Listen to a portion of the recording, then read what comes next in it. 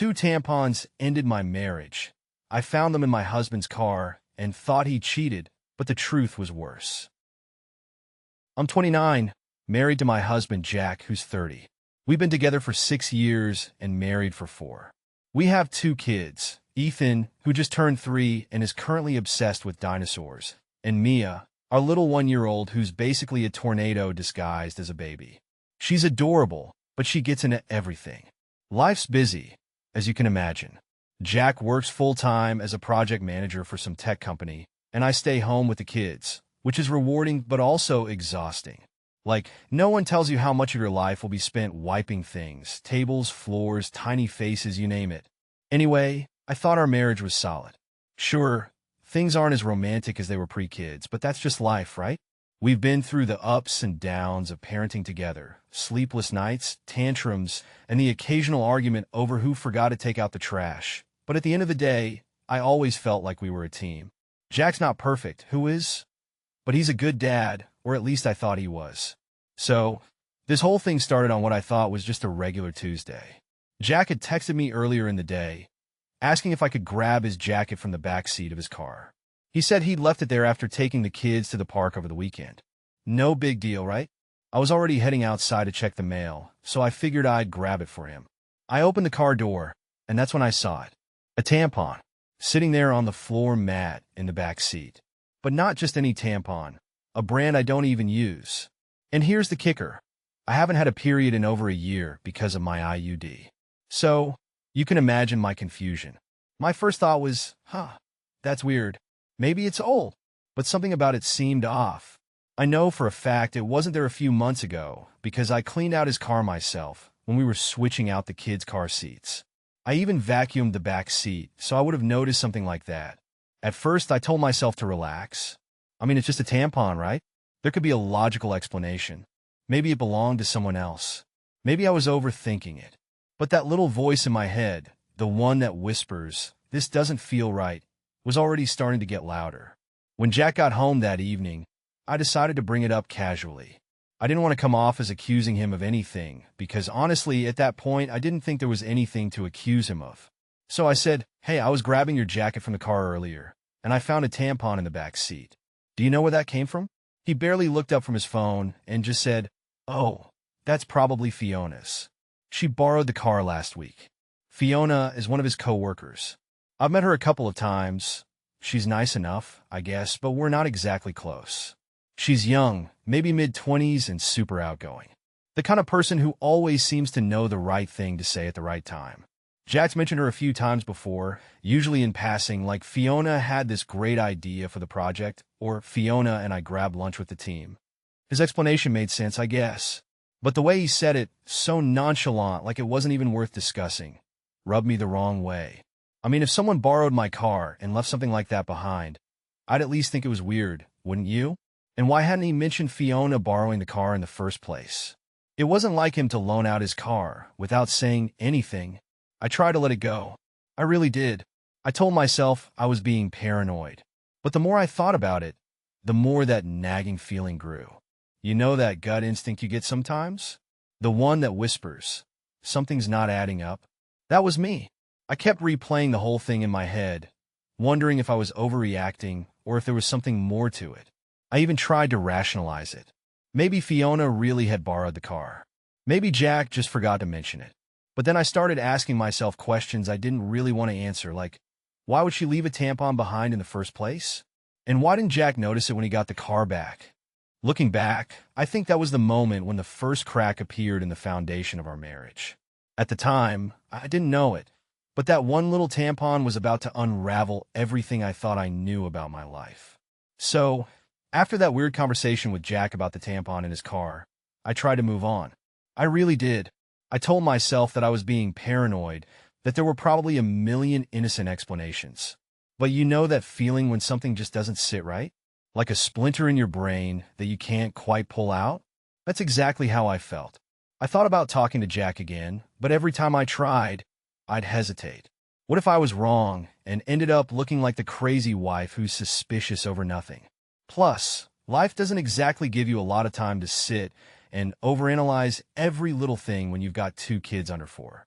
Most of my days were a blur of snack requests, diaper changes, and refereeing Ethan and Mia's sibling squabbles. But then, it happened again. It was maybe a week later, and I was putting away laundry in our room. Jack had taken the kids to the park, so I could have some alone time, a rarity, let me tell you. I was folding socks. Ugh, the worst chore ever when I noticed something strange in his sock drawer. There, tucked in the back, was another tampon, the same brand as the one I found in his car. And just like before, I knew it wasn't mine. I just stood there for a minute, staring at it like it was some kind of alien artifact. My mind started racing. Why would there be a tampon in Jack's sock drawer? How did it get there? Was this a joke? A prank? Or was there something more going on? Something I didn't want to admit to myself? I put it back exactly where I found it, closed the drawer, and tried to breathe. My gut was screaming at me now. This isn't normal. Something's wrong. But I didn't have any real proof of anything. What was I going to do? Confront him with a tampon and demand answers? I needed more information. Then came the next clue. A few days later, Jack took the kids out again. He said he was running errands and stopping by the park to let them burn off some energy. When they got back, I noticed Mia was wearing a onesie I didn't recognize. It was this little pink outfit with flowers on it, super cute, but I'd never seen it before. And to make it even weirder, she had a tiny hair clip in her hair. One of those little ones you use to keep baby bangs out of their face. I don't even own hair clips like that for her. I asked Jack about it casually, trying not to sound suspicious. Hey, where did Mia's onesie come from? Did you pick up new clothes for her? He didn't even hesitate. Oh, he said, I grabbed it from the diaper bag. It must have been in there for a while. But here's the thing. I packed that diaper bag religiously. I know every single thing in it because I'm the one who restocks it every night. That onesie wasn't in there. Neither was the hair clip. I felt my stomach drop. Something wasn't adding up. Was someone else dressing my baby? Giving her things? My mind immediately went to the worst-case scenario. Jack was seeing someone else, and this person was spending time with my kids. I didn't even want to think about it, but the thought was there, and I couldn't shake it. That night, after the kids were asleep, I started Googling how to set up security cameras in the house. I felt a little ridiculous, but I couldn't ignore the feeling that something wasn't right. I didn't even know exactly what I was looking for. Proof of cheating? A stranger in my house? I just needed answers. But before I could even figure out how to install anything, I accidentally got the answers I was looking for. We have one of those video doorbells, the kind that records whenever someone approaches the front door. I usually ignore the notifications because it's mostly delivery drivers or the neighbor's cat wandering by. But that evening, I decided to check the activity log, just out of curiosity. And there it was, a video from earlier that day while Jack and the kids were out. Jack walking up to the house, carrying Mia on his hip. Ethan was toddling behind him, holding Jack's hand. And trailing just a few steps behind them was someone I hadn't seen in years. It was Sophie, Jack's sister, Sophie. I'm sure some of you are thinking, oh, it's just his sister. What's the big deal? But if you knew Sophie, you'd understand why seeing her on that footage made my blood run cold. Sophie has a history, to put it lightly. She struggled with drug addiction for years, and the last time I saw her, she was screaming at Jack in our driveway, accusing him of abandoning her when she needed him the most. That was 2 years ago, and as far as I knew, she was no longer in Jack's life. But there she was, walking into my house with my husband and my kids. I didn't know whether to feel angry, betrayed, or scared. Jack hadn't mentioned Sophie once, not in years.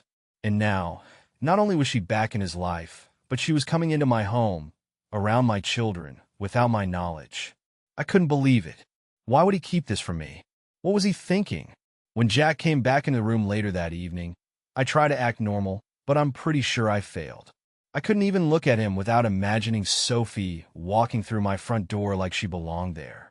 I wanted to confront him right then and there, but I knew I needed to stay calm and gather more information first. If he was hiding Sophie from me, then there was a reason, and I needed to know what it was. The next day, I told Jack I was taking the kids to the park, but instead I stopped by the hardware store and bought a cheap little security camera. I set it up in the living room while Jack was at work. I told myself it was just for peace of mind, but deep down, I knew I was preparing for something bigger. I didn't know what I was going to find, but I had a feeling it wasn't going to be good. The camera footage didn't take long to deliver answers. Answers I wasn't sure I was ready for. I had set it up in the living room, pointed at the main area where the kids usually played and where Jack liked to hang out after work. It wasn't hidden exactly, but it wasn't obvious either. I didn't tell Jack about it, of course. I figured if he had nothing to hide, it wouldn't matter. And if he did, well, I needed to know. The next day, while Jack was at work and the kids were napping, I finally had a chance to check the footage. My hands were shaking as I opened the app on my phone. At first, it was just normal, boring stuff. Jack playing with Ethan on the floor. Mia toddling around with one of her stuffed animals. Nothing suspicious. I started to feel a little silly. Maybe I was overreacting. Maybe Sophie showing up that one time was just a fluke, and I was letting my imagination run wild. But then I got to the footage from the previous evening, and there she was, Sophie, in my house. Again, she was sitting on the couch, holding Mia in her lap while Jack stood nearby, talking to her. There was no audio, but from the way Sophie kept wiping her eyes and shaking her head, it was obvious she'd been crying. Jack reached out and put a hand on her shoulder, and she nodded, like she was agreeing to something. Then, out of nowhere, Sophie stood up, handed Mia back to Jack, and started pacing the room. She looked anxious, fidgety, like she couldn't sit still. And then she did something that made my stomach turn. She pulled a cigarette out of her pocket and lit it. In my living room, with my kids in the house, I couldn't believe what I was seeing. I wanted to jump through the screen and yank that cigarette out of her hand. What kind of person lights up in someone else's house, let alone with kids around? But what really got me was Jack. He didn't stop her. He didn't even seem bothered. He just stood there holding Mia like this was all perfectly normal. I kept watching, my heart pounding in my chest. A few minutes later, Sophie put out the cigarette, grabbed her bag, and headed for the front door. Jack followed her out of the room, and the footage cut off. That was it. No big confrontation, no explanation for why she was there. Just Sophie coming and going like she owned the place. I was furious. How long had this been going on? How many times had Sophie been in my house, without my knowledge? And why the hell was Jack hiding it from me? I knew I couldn't sit on this any longer. I had to confront him. That evening, after the kids were in bed, I sat Jack down in the living room. I didn't even try to ease into it. I know Sophie's been here, I said, my voice shaking. I saw her on the doorbell camera, and I know this isn't the first time. Jack froze. For a second, he just stared at me like he was trying to decide whether to deny it or come clean. Finally, he sighed and ran a hand through his hair. Okay, he said. Yeah, she's been here. But it's not what you think. Not what I think. I snapped. Jack, your sister has been in my house, around our kids, and you didn't think I deserved to know? I was going to tell you, he said quickly. I didn't know how. Try starting with the truth, I said, crossing my arms. What's going on, Jack? Why is Sophie here? He hesitated, then finally said, she's been struggling again. She's trying to get clean, and she needed a place to stay for a few days. I didn't want to tell you because I knew how you'd react. How I'd react. I practically shouted. Jack, she's an addict. She's unstable. She has a history of violence. And you thought it was a good idea to bring her into our home, around our children, without even asking me? She's my sister, he said, his voice rising.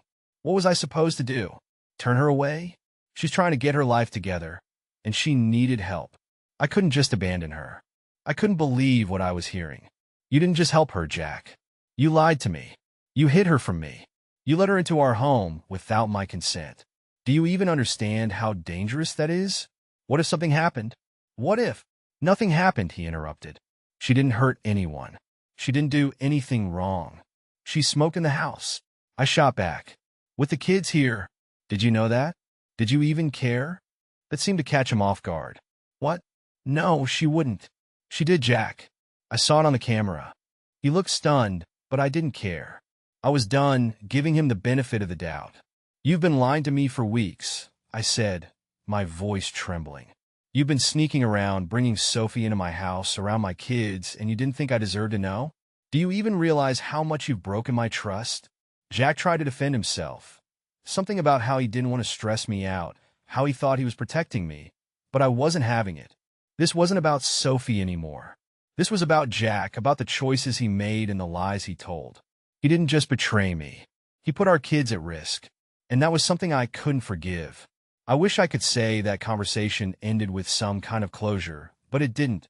Jack kept trying to justify his actions, saying things like, "You don't understand what Sophie's been through. And she's my sister, I couldn't just turn my back on her." And I kept repeating the same thing. "You lied to me. You put her above your family. Our family. How am I supposed to trust you after this?" We went in circles for what felt like hours. At one point, I just got up and walked out of the room because I couldn't listen to him anymore. My head was pounding, and my chest felt tight, like I'd been holding my breath for too long. I locked myself in the bathroom, sat on the floor, and just cried. It wasn't just about Sophie. It wasn't even just about the lies. He had kept something huge from me, something that directly affected our kids, and he'd done it knowingly, deliberately. He hadn't even considered telling me the truth. That kind of betrayal doesn't just go away. The next morning, I told him I needed space. I packed up the kids and drove to my mom's house. She lives about an hour away, and while we don't always see eye to eye, I knew she'd let us stay for a few days while I figured out what to do next. Jack didn't try to stop me. He just stood in the doorway, looking defeated as I loaded the kids into the car. At my mom's, I finally had time to think, to really think. And the more I thought about it, the more I realized this wasn't just about Sophie or the tampons or even the smoking. It was about trust, about respect. Jack had made a choice to lie to me, to keep me in the dark, to prioritize Sophie over our family. And that choice had consequences. I knew then that I couldn't stay in this marriage. Not like this. When I told Jack I wanted a divorce, he didn't fight me on it. He apologized over and over, but by then it was too late. The damage was done. I told him I didn't hate him, but I couldn't live like this anymore. I couldn't be in a marriage where I had to question everything he said, where I couldn't trust him to put our kids first. He cried when I told him. I cried too, but I didn't change my mind. The divorce process was messy, as divorces always are, but in the end, we came to an agreement. I got primary custody of the kids, with Jack having supervised visitation. I don't think he was happy about it, but he didn't push back too hard. Maybe he knew he didn't have a leg to stand on after everything that had happened. It's been a few months now, and while it hasn't been easy, I'm starting to feel like myself again. The kids are doing okay too. Ethan misses his dad, of course, and Mia's too young to really understand what's going on. But we're finding our new normal. My mom's been a huge help, and I've started talking to a therapist, which has been surprisingly helpful. I never thought I'd be one of those people who needed therapy, but honestly, everyone should try it at least once. As for Jack, I hear from him occasionally. He's still trying to help Sophie, which, honestly, I respect. She's his sister, and I get that he feels responsible for her. But I also know now that I can't be part of that dynamic. I hope Sophie gets the help she needs, and I hope Jack finds peace in whatever way he can. But I'm not waiting around for him to figure it out anymore. Looking back, I've learned a lot from this whole mess. The biggest lesson? Trust your gut. I spent so much time doubting myself, convincing myself that I was overreacting, when deep down, I knew something was wrong. If I'd trusted my instincts sooner, maybe I could have avoided some of the heartache. But I guess that's life, isn't it? You live, you learn, and you move on. I've also learned that trust is everything in a marriage. Without it, you're just two people sharing a house. And I refuse to settle for that. I want more for myself, and I want more for my kids. They deserve to grow up in a home where honesty and respect are the foundation, not secrecy and lies. So yeah, that's my story. It's not the happy ending I thought I'd have, but it's a fresh start. And for now, that's enough.